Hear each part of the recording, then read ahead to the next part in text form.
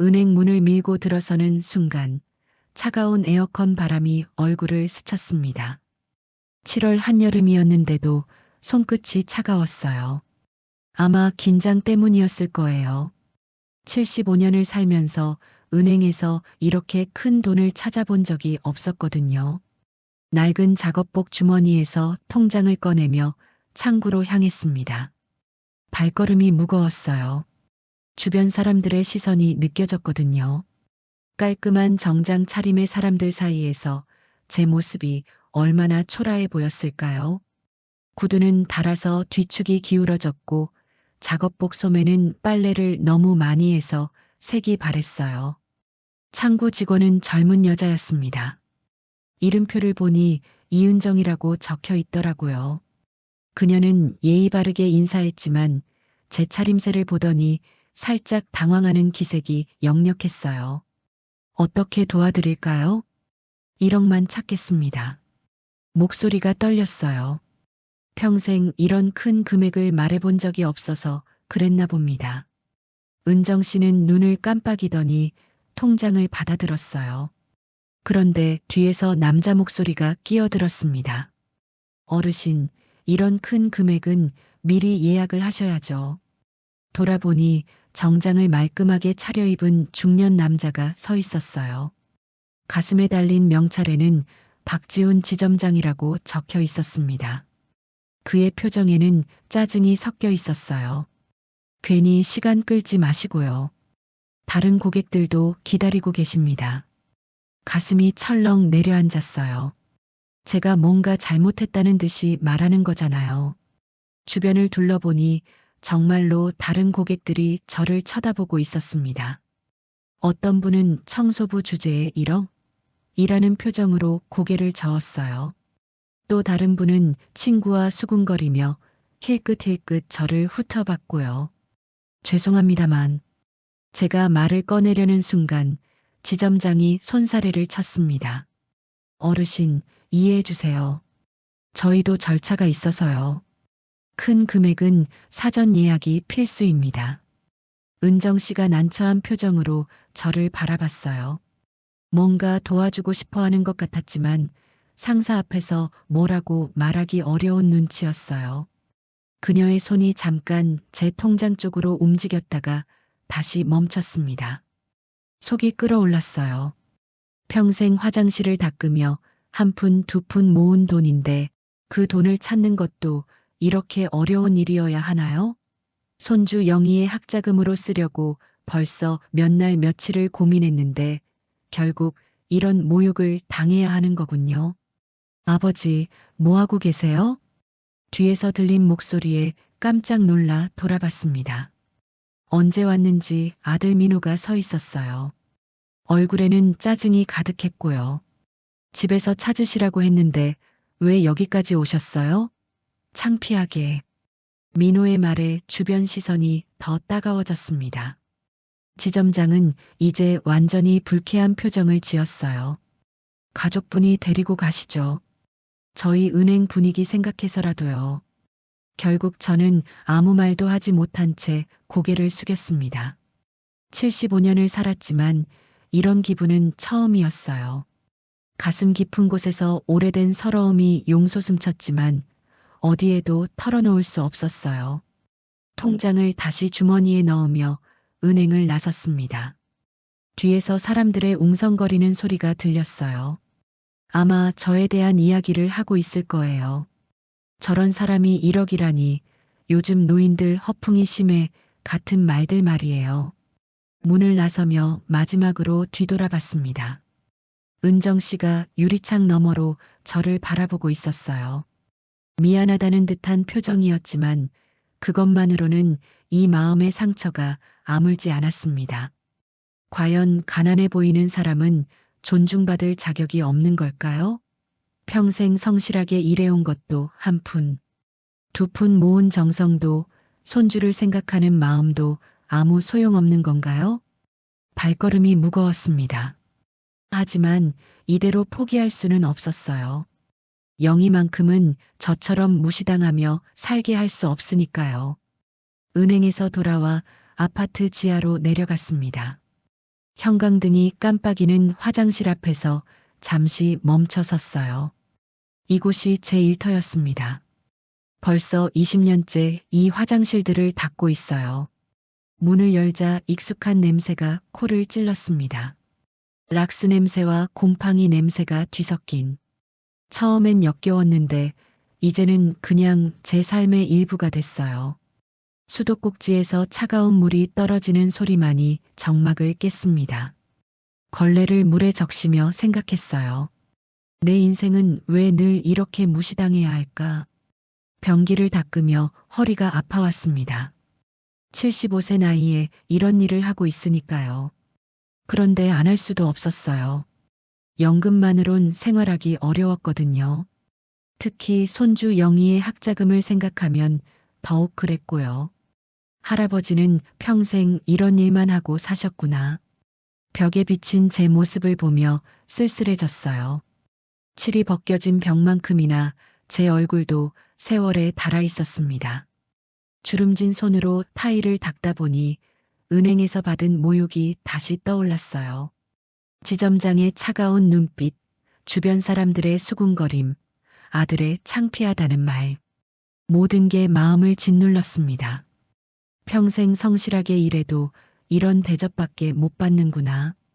작업을 마치고 집에 돌아왔을 때는 이미 저녁 때였습니다. 현관문을 열자 거실에서 텔레비전 소리가 들렸어요. 민호가 소파에 누워 채널을 돌리고 있었습니다. 아버지 오셨어요? 인사는 건성이었어요. 시선도 텔레비전에서 떼지 않았고요.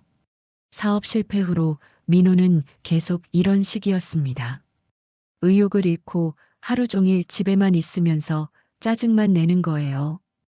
은행 일은 어떻게 됐어요? 아직. 제가 말을 꺼내기도 전에 민호가 벌떡 일어났습니다. 아직이 뭐예요? 그 돈 그냥 내놔요. 안 쓰고 뭐 하십니까? 목소리에 짜증이 가득했어요.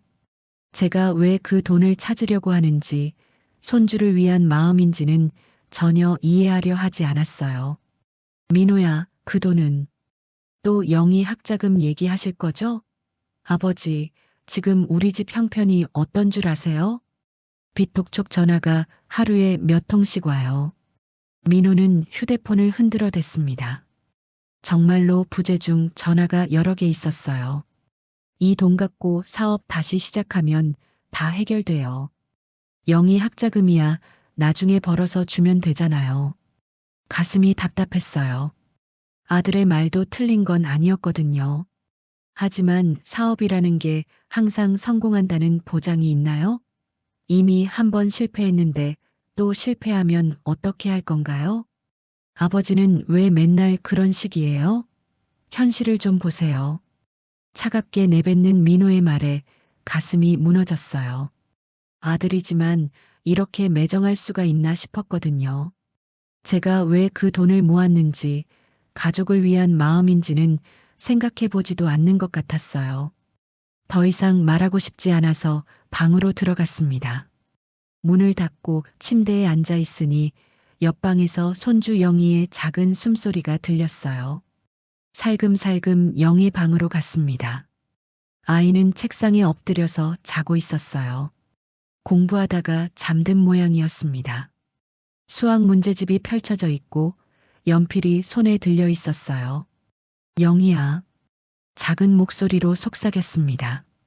넌 꼭 공부해서 내 인생처럼 무시당하지 말아라. 아이의 머리를 쓰다듬어 주었어요. 부드러운 머리카락이 손가락 사이로 스쳐갔습니다. 영희만큼은 저처럼 살면 안 돼요. 공부를 해서 당당하게 살 수 있어야 해요. 그런데 그 돈을 찾는 것조차 이렇게 어려울 줄은 몰랐습니다. 은행에서는 제 차림새만 보고 무시했고 집에서는 아들이 돈만 달라고 하고 정말 가난해 보이는 사람은 존중받을 수 없는 걸까요? 평생 성실하게 일하고 한 푼 두 푼 모은 것도 인정받을 수 없는 건가요? 잠든 영희를 보며 다시 한번 다짐했습니다. 내일은 반드시 그 돈을 찾아야겠어요.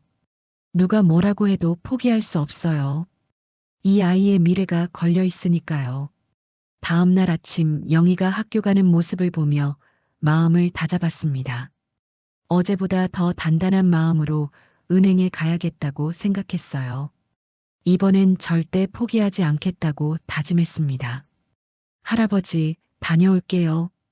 영희의 밝은 목소리가 제게 힘을 줬어요. 이 아이를 위해서라도 꼭 해내야 했어요. 은행에 도착했을 때는 오전 10시쯤이었습니다. 어제보다 사람이 더 많았어요. 대기 번호표를 뽑고 기다리는데 가슴이 두근거렸습니다. 오늘은 제대로 말해보자. 당당하게. 제 차례가 되어 창구로 갔습니다. 어제 그 직원, 이은정 씨가 있었어요. 그녀가 저를 알아보고 살짝 미소를 지었습니다. 어르신, 안녕하세요. 네, 어제 못다한 일로 왔습니다. 1억 좀 찾고 싶어요. 목소리를 최대한 또렷하게 냈습니다. 어제처럼 떨리면 안 되겠다고 생각했거든요. 은정 씨가 통장을 받아보더니 컴퓨터를 확인했어요. 그런데 그때였습니다. 어르신, 뒤에서 큰 목소리가 들렸어요. 돌아보니 어제 그 지점장 박지훈이 성큼성큼 다가오고 있었습니다. 표정이 어제보다 더 심각해 보였어요. 어제 말씀드렸잖습니까? 이런 큰 금액은 사전 예약이 필수라고요. 하지만 제 돈인데 규정은 규정입니다. 더군다나 지점장이 제 옷차림을 위아래로 훑어봤어요. 어제와 똑같은 낡은 작업복, 다른 구두를 보는 그 시선이 너무 차가웠습니다. 이런 분들 때문에 영업이 방해됩니다. 다른 고객들도 불편해하시고요. 목소리를 높여서 말했어요. 주변 사람들이 다 들을 수 있을 만큼 큰 소리로요. 순간 로비가 조용해졌습니다. 모든 시선이 저에게 쏠렸어요. 경비원. 지점장이 손을 흔들며 경비원을 불렀습니다. 경비원이 달려와 저를 쳐다봤어요. 마치 문제를 일으킨 사람을 보는 눈빛이었습니다. 이분 좀 모셔다 드리세요. 가슴이 무너져 내렸어요. 이게 정말 현실인가 싶었거든요. 제가 무슨 잘못을 했다고 이런 취급을 받아야 하는 건가요? 어르신, 죄송하지만 경비원이 조심스럽게 제 팔을 잡으려 했어요. 그 순간 온몸에 힘이 빠졌습니다. 주변 사람들이 수군거리는 소리가 귓가에 맴돌았어요. 저런 사람이 1억이라니. 요즘 이상한 사람들 참 많아. 은행도 힘들겠네. 결국 저는 아무것도 하지 못한 채 은행을 나와야 했습니다. 문 앞에서 혼자 서성였어요. 어디로 가야 할지, 무엇을 해야 할지 모르겠더라고요. 눈물이 났습니다. 75년을 살면서 이런 기분은 처음이었어요. 억울하고 분하고 서러웠어요. 정말 가난해 보이는 사람은 존중받을 자격이 없는 걸까요? 어르신? 뒤에서 조용한 목소리가 들렸어요. 돌아보니 은정 씨가 서 있었습니다. 그녀가 몰래 나와서 저를 찾아온 거였어요. 괜찮으세요? 은정 씨의 목소리는 따뜻했어요. 처음으로 제게 진짜 관심을 보여주는 사람 같았어요. 제가 뭔가 도와드릴 수 있을 것 같은데요. 그녀가 작은 메모지를 제게 건넸습니다. 내일 오전 9시에 다시 오세요. 제가 미리 준비해 드릴게요.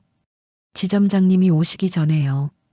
메모지에는 이은정이라는 이름과 함께 작은 글씨로 힘내세요라고 적혀 있었어요. 정말 고맙습니다. 목소리가 떨렸어요. 오래된 외로움 속에서 느끼는 작은 친절이었지만 그것만으로도 충분히 위로가 됐습니다. 은정 씨는 주변을 둘러보더니 조용히 말했어요. 어르신, 혹시 정말로 그런 큰 돈이 있으신 건가요? 순간 망설였어요. 이 사람에게 진실을 말해도 될까요? 하지만 그녀의 눈빛을 보니 진심으로 궁금해하는 것 같았어요. 네, 있습니다. 얼마나요? 1억보다는 훨씬 많아요. 은정 씨의 눈이 커졌어요. 놀란 것 같았지만 의심하는 기색은 아니었어요. 내일 꼭 오세요. 제가 도와드릴게요. 그녀가 은행으로 돌아간 후 저는 한참을 그 자리에 서 있었습니다. 처음으로 제 편이 되어주는 사람이 생긴 기분이었어요. 하지만 집에 돌아가니 상황은 더 심각했습니다. 민호가 현관에서 저를 기다리고 있었거든요. 아버지, 은행에서 무슨 일이 있었다면서요? 민호의 목소리에는 다급함이 섞여 있었어요. 누가 그랬어? 은행 직원이 전화했어요. 아버지가 큰 돈을 찾으려고 했다면서 정말로 그런 돈이 있느냐고 물어보더라고요. 아, 그럼 은행에서 이미 확인을 한 거구나 싶었어요. 아버지, 진짜 돈이 있는 겁니까? 1억이 아니라 더 많이요? 민호의 눈빛이 변했어요. 처음에는 걱정스러워 하더니 이제는 탐욕이 섞인 것 같았어요. 숨겨둔 거 다 말해요. 가족인데 뭘 그렇게 숨기세요? 민호가 제 앞에 바짝 다가섰습니다. 아들이지만 무서워 보였어요. 돈에 대한 욕심이 이렇게 사람을 변하게 만드는 거였나요? 민호야, 그게 아니라. 그게 아니긴 뭐가 아니에요?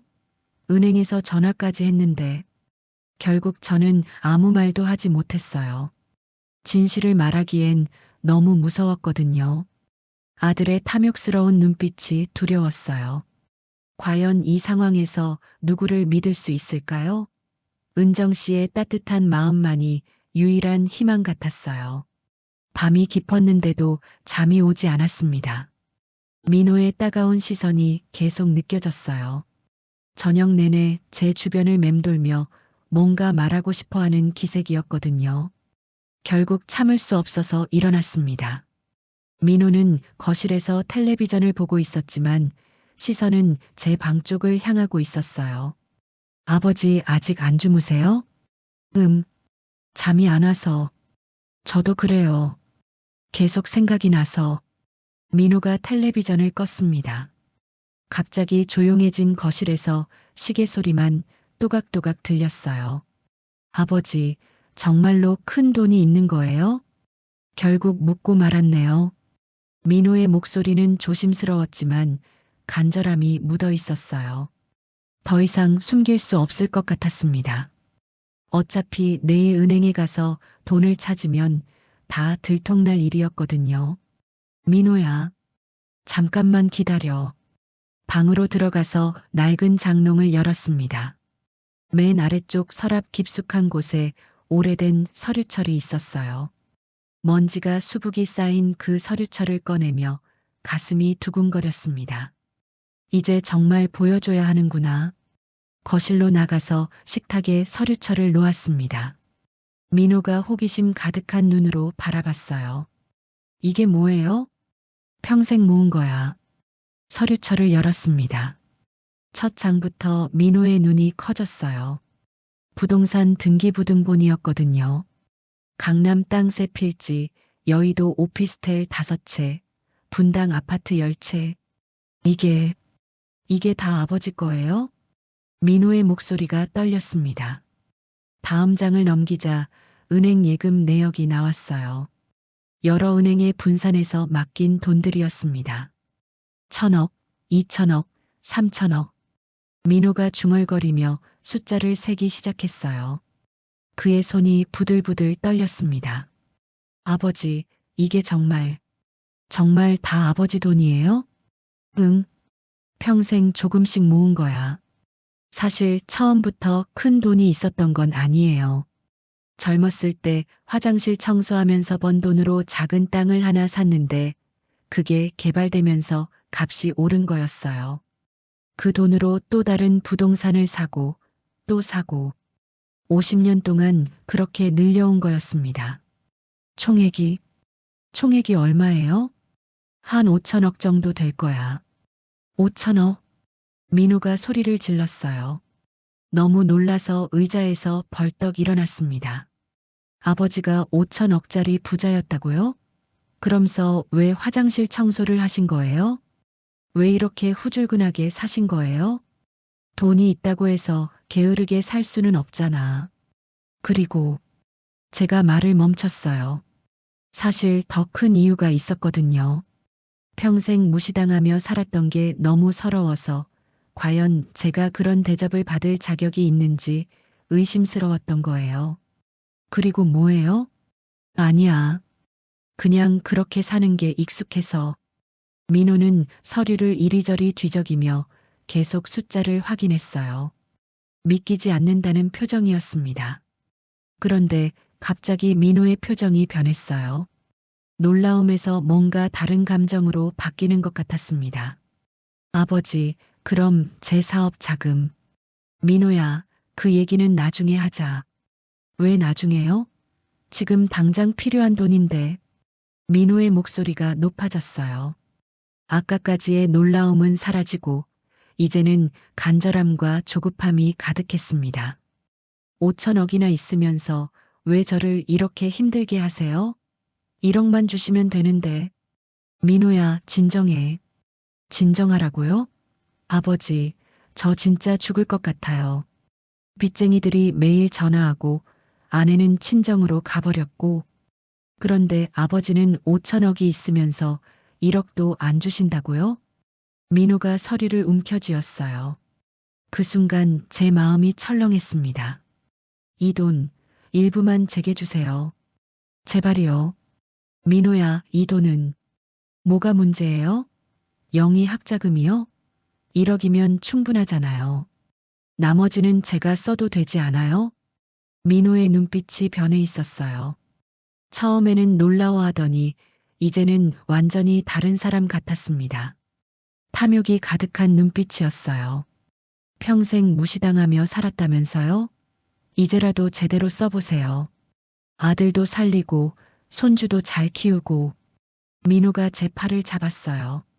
간절하다는 표정이었지만 동시에 무서웠습니다. 아버지, 내일 은행 가서 돈 좀 빼주세요. 1억. 아니 10억만요. 제발이요. 가슴이 무너져 내렸어요. 제가 평생 모은 이 돈의 의미를 아들이 전혀 이해하지 못하고 있었거든요. 이건 그냥 돈이 아니에요. 75년 인생의 결과물이고 손주의 미래를 위한 희망이었어요. 민호야, 이 돈은 그냥 쓸 수 있는 돈이 아니야. 그럼 뭐예요? 그냥 통장에 넣어두고 구경만 하시게요? 민호가 소리를 질렀어요. 영희가 깰까봐 걱정됐습니다. 조용히 해라. 영희 깬다. 영희, 영희. 맨날 영희 얘기만 하세요. 저는 아들도 아니에요? 민호의 얼굴이 빨갛게 달아올랐어요. 정말 화가 난 것 같았습니다. 그때 복도에서 작은 발소리가 들렸어요. 영희가 잠에서 깬 모양이었습니다. 할아버지, 아빠. 잠옷을 입은 영희가 거실로 나왔어요. 졸린 눈을 비비며 우리를 바라봤습니다. 왜 이렇게 시끄러워요? 순간 민호와 저 모두 말을 멈췄어요. 아이 앞에서 이런 모습을 보일 수는 없었거든요. 아무것도 아니야. 다시 자거라. 영희는 뭔가 이상하다는 듯 우리를 번갈아 보더니 다시 방으로 들어갔어요. 민호가 낮은 목소리로 말했습니다. 내일 은행에 같이 가요. 제가 도와드릴게요. 그 말 속에는 다른 의미가 숨어 있는 것 같았어요. 도와주겠다는 게 아니라 감시하겠다는 뜻인 것 같았습니다. 평생 무시당했다면서요. 이제 내가 누구인지 보여줘야겠구나. 제가 조용히 중얼거리자 민호의 눈이 번뜩였습니다. 그래요. 보여주세요. 그리고 저도 함께 세상에 보여주고 싶어요. 우리 아버지가 얼마나 대단한 분인지 말이에요. 민호의 말에는 진심보다는 계산이 더 많이 담겨 있는 것 같았어요. 과연 내일 은행에서 어떤 일이 벌어질까요? 다음 날 아침 평소보다 일찍 일어났습니다. 은정 씨와 약속한 9시에 맞춰 은행에 가려고 했거든요. 그런데 민호가 이미 일어나 있었어요. 아버지, 준비 다 하셨어요? 응? 너 왜 이렇게 일찍? 같이 간다고 했잖아요. 도와드린다고요. 민호의 목소리는 평소보다 밝았어요. 하지만 뭔가 어색했습니다. 너무 친절한 척하고 있다는 느낌이 들었어요. 괜찮다. 혼자 갈 수 있어. 아버지, 5천억짜리 거래를 혼자 하시게요? 제가 도와야죠. 민호가 제 팔을 붙잡았어요. 거절하기 어려운 분위기였습니다. 그럼 같이 가자. 좋아요. 그런데 아버지, 제가 먼저 가서 준비 좀 해놓을게요. 아버지는 9시에 오세요. 준비? 은행 직원들한테 미리 말해두는 거예요.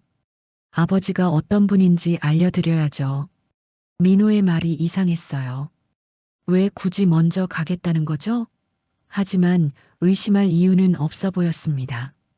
그래, 그렇게 하자. 민호는 서둘러 집을 나갔어요.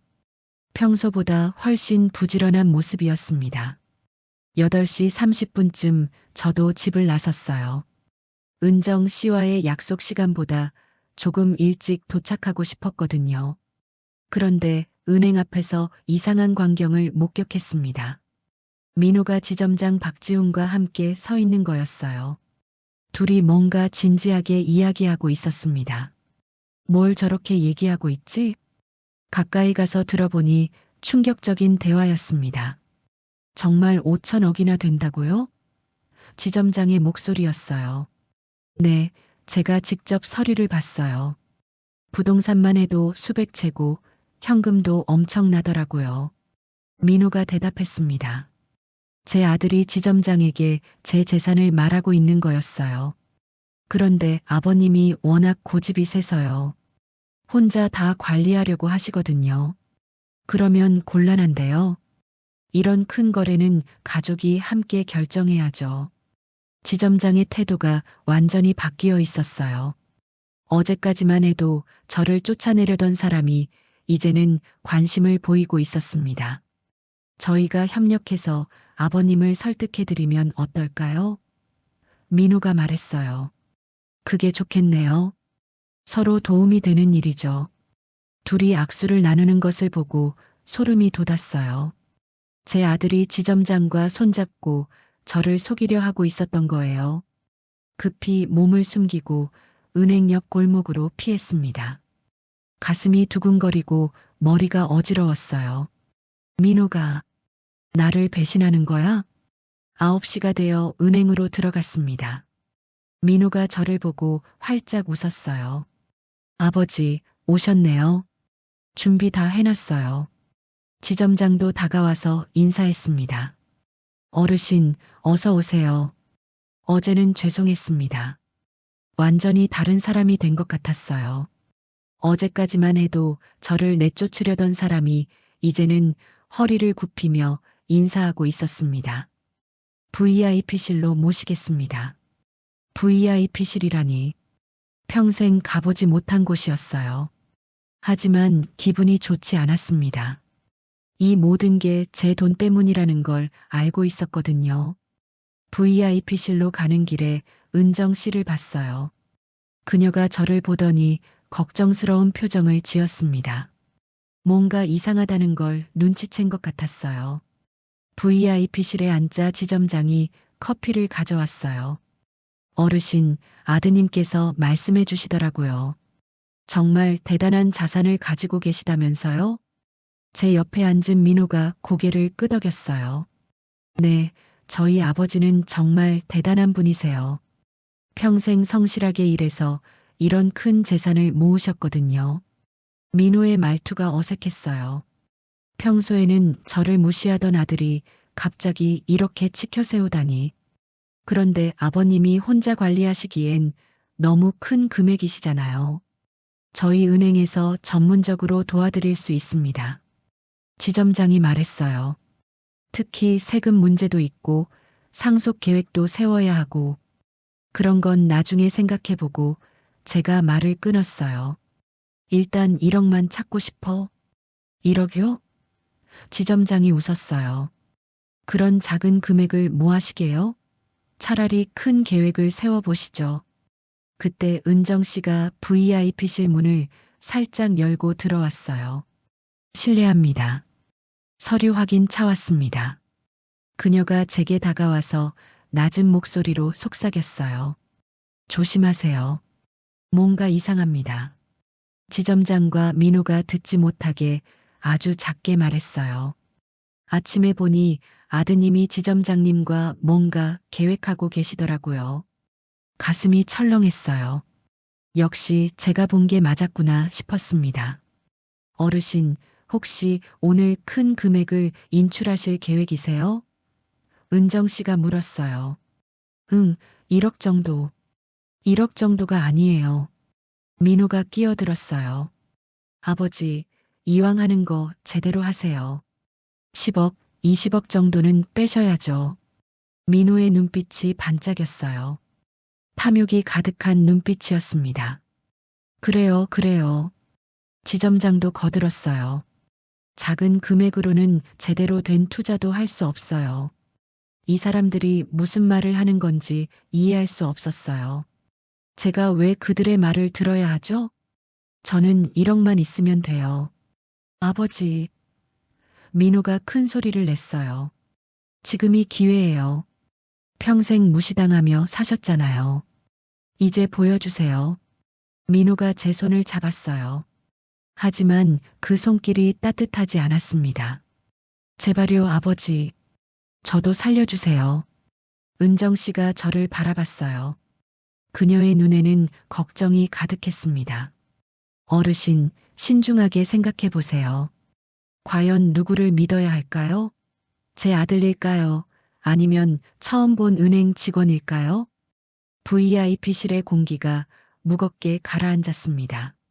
모든 사람의 시선이 저에게 쏠려 있었어요. 정말 중요한 선택의 순간이 온 것 같았습니다. VIP실의 침묵이 길어졌습니다. 지점장과 민호가 저를 기다리고 있었어요. 은정 씨는 걱정스러운 눈빛으로 저를 바라봤고요. 결국 마음을 정했습니다. 어차피 숨길 수도 없는 일이었어요. 서류를 가져왔습니다. 가방에서 어젯밤 민호에게 보여준 그 서류철을 꺼냈어요. 지점장의 눈이 반짝였습니다. 오, 이게 그 서류로군요.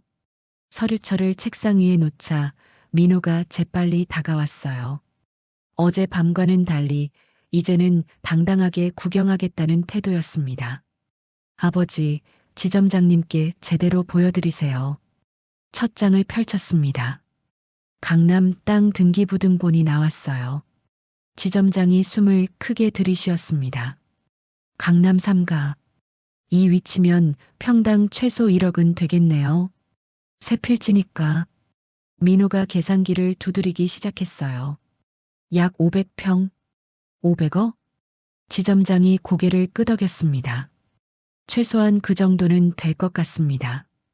다음 장을 넘겼어요. 여의도 오피스텔 5채의 등기부등본이었습니다. 여의도 오피스텔이 5채. 이것도 최소 200억은 되겠어요. 지점장이 연신 고개를 끄덕였어요. 다음 장, 그 다음 장. 넘길 때마다 놀라는 소리가 터져 나왔습니다. 분당 아파트 10채, 판교 땅 2필지, 역삼동 건물. 민호의 목소리가 점점 흥분되어 갔어요. 지점장도 마찬가지였습니다. 마지막으로 은행 예금 내역을 보여줬어요. 여러 은행에 분산해서 맡긴 현금들이었습니다.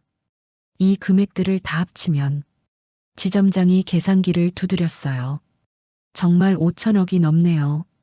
5,200억 정도 될 거예요. 제가 말했습니다. VIP실이 조용해졌어요. 너무 큰 금액이라 모두들 말을 잃은 것 같았습니다. 그런데 그때 민호가 갑자기 일어났어요. 아버지, 이제 결정하셔야 해요. 뭘 결정하라는 거냐? 이 돈을 어떻게 쓸 건지 말이에요. 혼자서는 관리할 수 없잖아요. 민호가 제 앞으로 다가왔어요. 눈빛이 예전과 달랐습니다. 간절함을 넘어서 뭔가 절박한 기색이었어요. 아버지, 저희 가족 살려면 이 돈이 필요해요. 진짜로 죽을 것 같아요. 민호야. 아버지도 평생 무시당하며 사셨잖아요. 이제 우리 가족이 당당하게 살 수 있는 기회예요. 민호가 서류를 가리켰어요. 이 중에서 10억만, 아니, 100억만 저한테 주세요. 사업 다시 시작할 수 있어요. 100억? 너무 큰 금액이었어요. 물론 전체에 비하면 작은 돈이지만 그래도 100억이라니. 민호야, 그건 너무 많아. 많긴 뭐가 많아요? 5천억 중에 100억이면 2%도 안 되잖아요. 민호가 제 손을 잡았어요. 하지만 그 손길이 차가웠습니다. 아버지, 제발이요. 이번이 마지막이에요. 그런데 갑자기 영희 얼굴이 떠올랐어요. 학자금으로 1억을 쓰려고 했던 처음 계획이 생각났습니다. 민호야, 이 돈은 영희를 위한 거야. 손주 미래를 위해 써야 해. 영희 미래요? 아버지, 영희 아빠가 망하면 영희 미래도 없어요. 민호가 소리를 높였어요. VIP시라니 긴장감으로 가득 찼습니다. 지점장이 끼어들었어요. 어르신, 아드님 말씀도 일리가 있습니다. 가족이 함께 잘 살아야죠. 그러니까 이 서류들을 저희 은행에 맡겨주시면 전문적으로 관리해드리겠습니다. 지점장이 서류를 자기 쪽으로 끌어당기려 했어요. 그 순간 제 마음에 경보가 울렸습니다. 잠깐요. 제가 서류를 붙잡았어요. 지점장도 놓지 않았습니다. 어르신, 이런 중요한 서류는 은행 금고에 보관하는 게 안전해요. 아니에요. 제가 직접 관리할 거예요.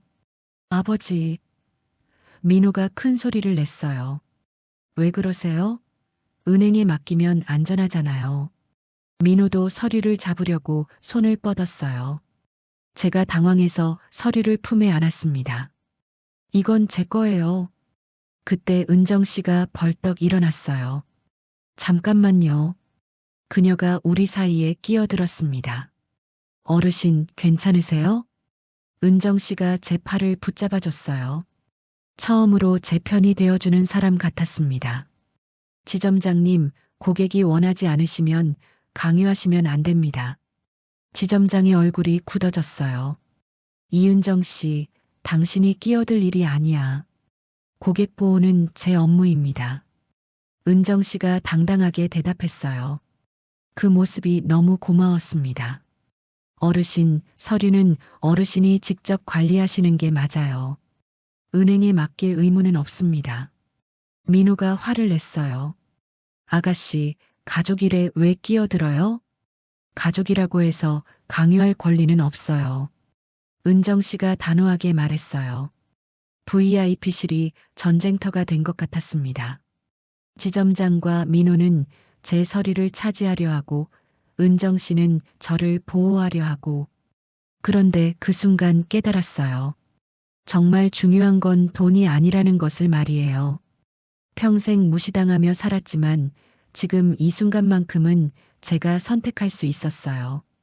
누구의 말을 들을 것인지, 이 돈을 어떻게 쓸 것인지 모두 조용히 해주세요. 제가 일어섰어요. 서류를 꼭 안고서 말이에요. 이 돈은 제가 결정할 거예요. 민호와 지점장의 얼굴이 창백해졌습니다. 은정 씨는 안도하는 표정이었어요. 과연 어떤 결정을 내려야 할까요? 가족을 위해서일까요? 아니면 제 신념을 위해서일까요? 깊은 숨을 내쉬었습니다. 75년을 살면서 이런 순간은 처음이었어요.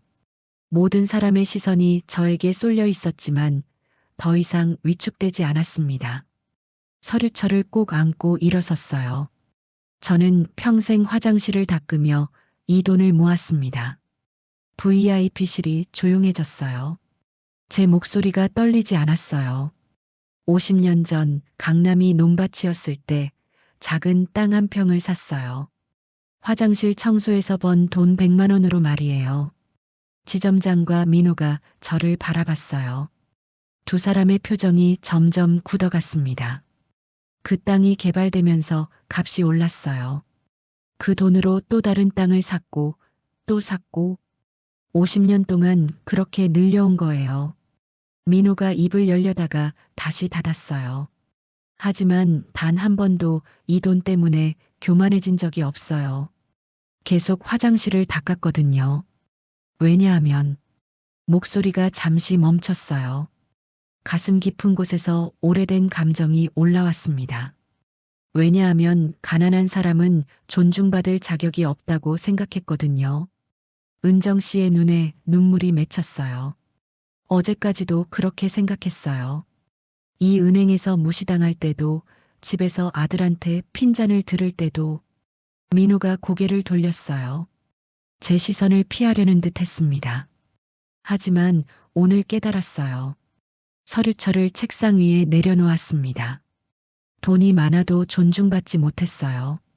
여러분들이 저를 대하는 태도를 보면서 알았거든요. 지점장의 얼굴이 빨갛게 달아올랐어요. 어제까지만 해도 저를 쫓아내려 했잖아요. 경비원까지 불러가면서 말이에요. 어르신, 그건 변명하지 마세요. 제가 손을 들어 지점장의 말을 막았어요. 오늘 갑자기 친절해진 이유를 저도 알아요. 제 돈 때문이잖아요. VIP실 밖으로 나갔습니다. 로비에는 많은 고객들이 있었어요. 어제처럼 저를 쳐다보는 시선들이 느껴졌습니다. 모든 분들께 말씀드리겠습니다. 큰 소리로 말했어요. 로비가 조용해졌습니다. 저는 김동수입니다. 75세이고 이 아파트에서 20년째 화장실 청소를 하고 있어요. 사람들이 웅성거리기 시작했어요. 어제 그 노인이라는 걸 알아본 모양이었습니다. 어제 이 은행에서 1억을 찾으려고 했다가 쫓겨났어요. 제 차림새 때문에 말이에요. 지점장이 황급히 뛰어나왔어요. 어르신, 다시 들어가시죠. 오해가 있었던 것 같은데. 오해가 아니에요. 제가 서류철을 들어보였어요. 여기 있는 게 제 전 재산이에요. 부동산과 현금을 합쳐서 5천억이 넘어요. 로비가 술렁거렸어요. 사람들이 믿을 수 없다는 표정으로 저를 바라봤습니다. 평생 화장실을 닦으며 한 푼, 두 푼 모은 돈이에요. 그런데 어제는 1억도 찾을 수 없었어요. 왜일까요? 어르신, 제발. 지점장이 제 팔을 잡으려 했어요. 하지만 은정 씨가 가로막았습니다. 지점장님, 고객 말씀을 들어주세요. 이은정 씨, 당신 지금 뭐 하는 거야? 제 일을 하는 거예요. 고객을 보호하는 일 말이에요. 은정 씨가 당당하게 대답했어요. 정말 고마웠습니다. 이 은행은 겉모습으로 사람을 판단해요. 제가 계속 말했어요. 가난해 보이면 무시하고 돈이 많으면 떠받들고 그게 맞는 일인가요? 로비에 있던 사람들이 고개를 끄덕였어요. 아마 비슷한 경험이 있는 분들이었을 거예요. 민호가 제 옆으로 왔어요. 아버지, 그만하세요. 창피해요. 창피한 게 뭐가 있어? 제가 민호를 바라봤어요. 내가 더 창피해야 할 일 아니냐? 예. 오늘 아침 일찍 와서 지점장하고 뭘 의논했는지 다 봤어. 민호의 얼굴이 새하얘졌어요. 제 아들이 저를 팔아넘기려고 했어요. 로비에 있던 사람들이 민호를 바라봤어요. 민호가 고개를 숙였습니다. 5천억 중에서 100억을 달라고 하더라고요. 전체의 2%니까 괜찮다면서요. 아버지, 돈이 사람을 이렇게 변하게 만드는군요. 가슴이 아팠어요. 제 아들이지만 너무 실망스러웠거든요. 그래서 결정했어요. 서류철을 열어서 한 장을 꺼냈어요. 오늘 이 은행에서 전 재산을 인출하겠어요. 지점장이 깜짝 놀랐어요. 5천억을 다요? 네, 전액이요. 그건 불가능해요. 그런 큰 금액은. 왜 불가능해요? 제 돈인데요.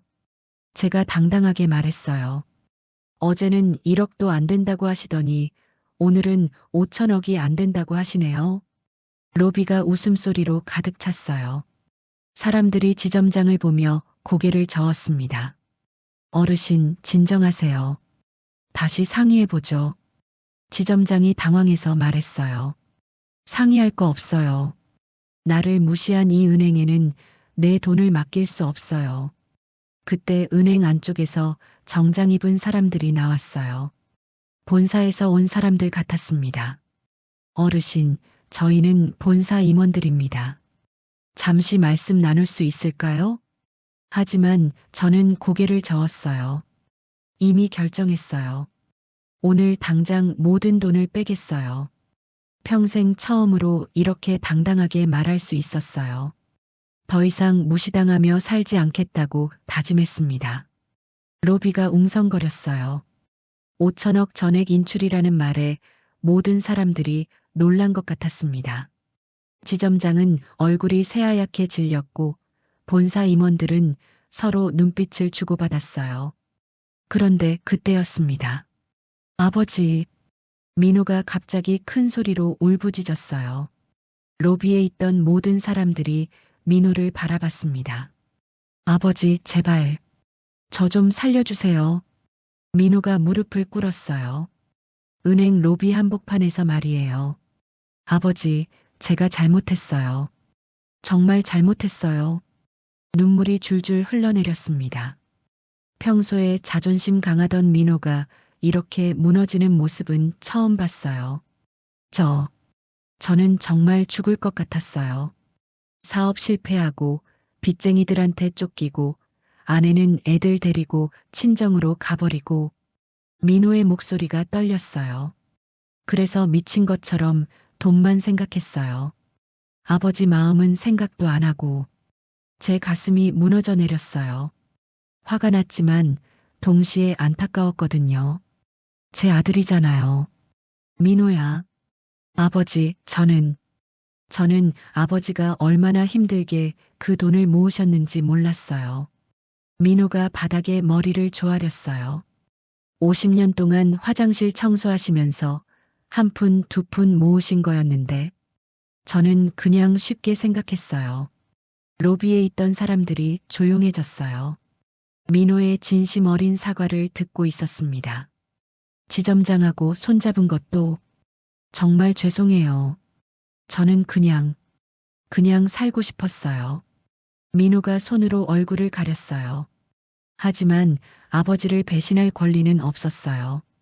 아무리 힘들어도 제가 민호에게 다가갔어요. 그리고 무릎 꿇은 아들의 어깨에 손을 얹었습니다. 민호야, 일어나라. 아버지, 돈이 널 구하는 게 아니다. 민호가 고개를 들어 저를 바라봤어요. 눈이 빨갛게 부어 있었습니다. 진심이 널 살린다. 민호의 손을 잡아 일으켜 세웠어요. 너도 이제 알았겠지만 돈이 있어도 존중받는 건 별개야. 민호가 고개를 끄덕였어요. 진심으로 사람을 대해야 진심을 받을 수 있는 거야. 아버지, 정말 죄송해요. 민호가 다시 눈물을 흘렸어요. 하지만 이번에는 다른 종류의 눈물 같았어요. 후회와 깨달음이 섞인 눈물이었습니다. 그때 지점장이 우리에게 다가왔어요. 어르신, 정말 죄송합니다. 지점장도 고개를 깊이 숙였어요. 제가 정말 잘못했습니다. 지점장님, 어르신을 겉모습으로만 판단했어요. 정말 부끄럽습니다. 지점장의 목소리도 떨리고 있었어요. 은행원으로서 절대 해서는 안 될 일을 했습니다. 진심으로 사과드려요. 그러더니 지점장도 허리를 90도로 굽혔어요. 용서해 주세요. 로비가 조용해졌어요. 아까까지 웅성거리던 사람들도 모두 숨을 죽이고 이 장면을 바라봤습니다. 은정 씨가 제게 다가왔어요. 어르신, 괜찮으세요? 네, 고마워요. 은정 씨 덕분에 여기까지 올 수 있었어요. 은정 씨가 미소를 지었어요. 어르신이 용기를 내셨으니까요. 저는 그냥 옆에서 도와드린 것 뿐이에요. 그녀의 따뜻한 말에 가슴이 뭉클했어요. 어르신, 그런데 정말 전액을 인출하실 건가요? 제가 잠시 생각했어요. 화가 나서 한 말이었지만 정말 그래야 할까요? 민호가 조심스럽게 말했어요. 아버지, 저는 더 이상 그 돈에 대해서 뭐라고 하지 않을게요. 민호야. 대신에 아버지가 원하시는 대로 하세요. 영희 학자금도 기부도 뭘 하셔도 좋아요. 민호가 진심으로 말하는 것 같았어요.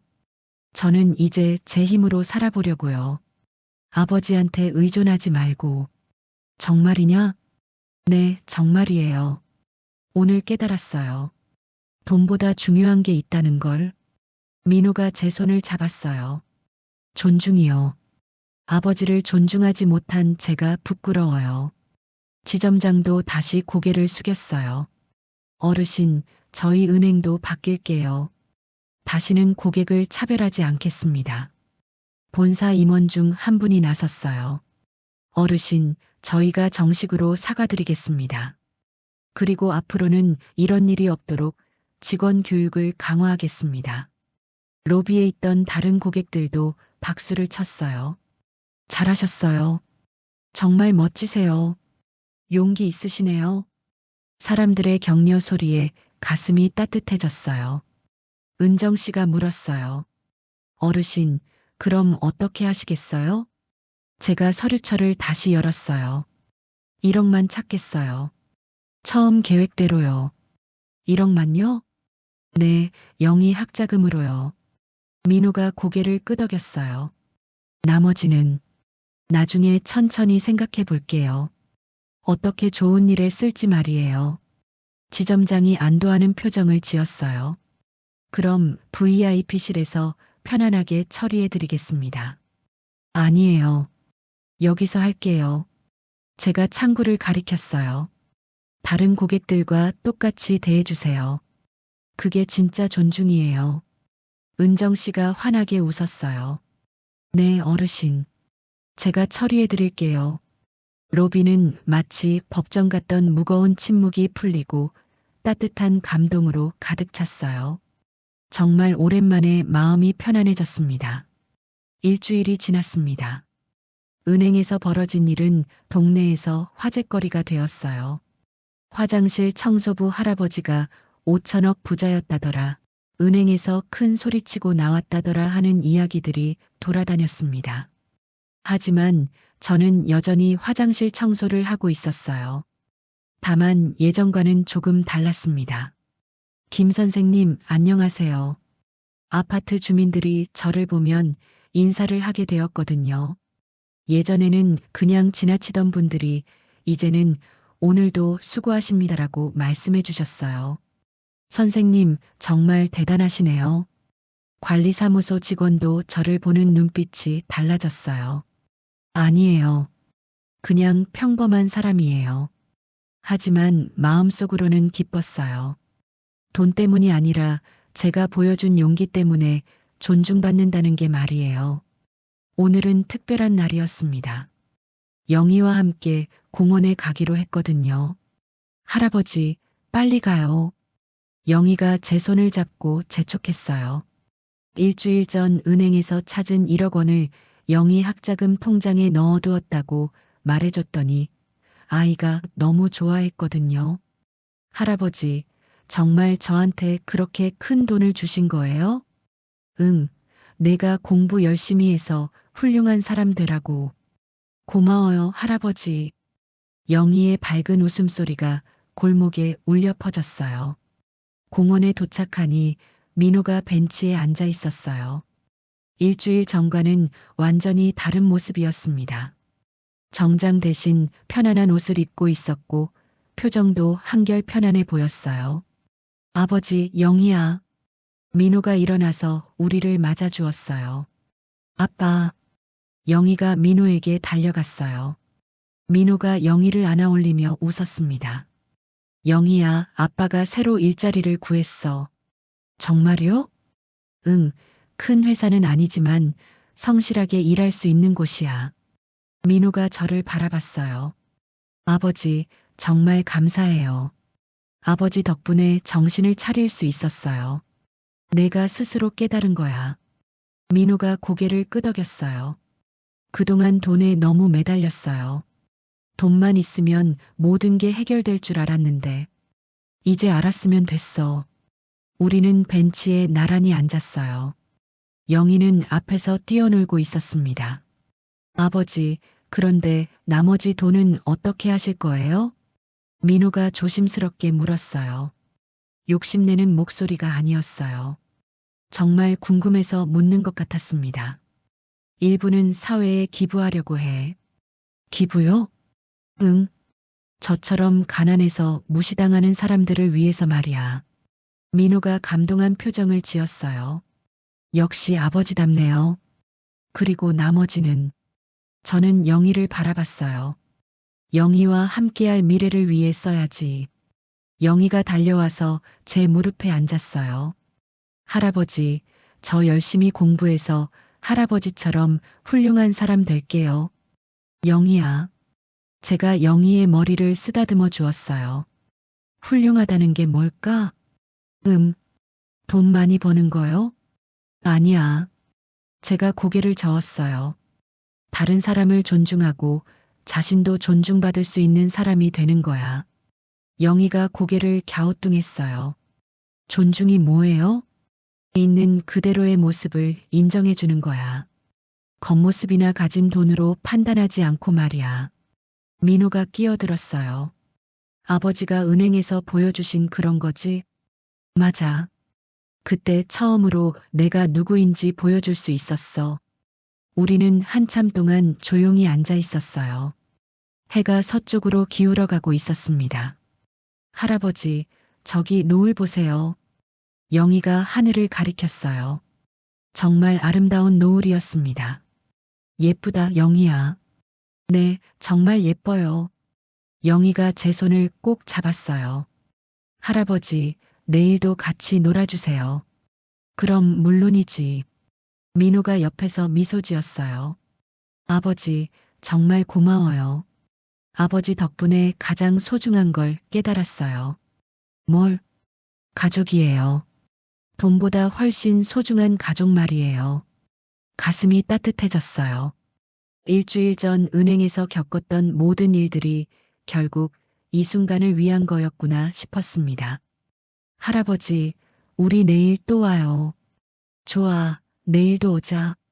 노을이 점점 붉어져 갔어요. 그 붉은 빛이 우리 가족을 감싸고 있었습니다. 집으로 돌아가는 길에 영희가 물었어요. 할아버지, 행복해요? 순간 걸음을 멈췄어요. 75년을 살면서 누군가 제게 행복하냐고 물어본 적이 언제였나 싶었거든요. 응, 영희야. 할아버지 정말 행복해. 저도 행복해요. 영희의 맑은 목소리가 골목에 울려 퍼졌어요. 그때 깨달았습니다. 돈은 언젠가 사라지지만 존중과 사랑은 영원히 남는다는 걸 말이에요. 그리고 그것만 있으면 충분히 행복할 수 있다는 것도요. 은행에서 보여준 용기가 저에게 가장 소중한 선물을 주었습니다. 가족의 진짜 사랑과 제 자신에 대한 존중을 되찾게 해준 거였어요. 이제 저는 더 이상 가난한 사람은 존중받을 자격이 없다고 생각하지 않아요. 모든 사람은 존중받을 자격이 있어요. 나이가 많든 적든, 돈이 많든 적든, 어떤 일을 하든 상관없이 말이에요. 영희와 민호와 함께 걸어가는 이 길이 참 따뜻합니다. 앞으로도 이런 작은 행복들을 소중히 여기며 살아갈 거예요. 오늘 사연은 여기까지입니다. 여러분의 소중한 시간을 함께 해주셔서 감사드리며 다음 사연에서 또 만나 뵙겠습니다. 사연 시간이었습니다.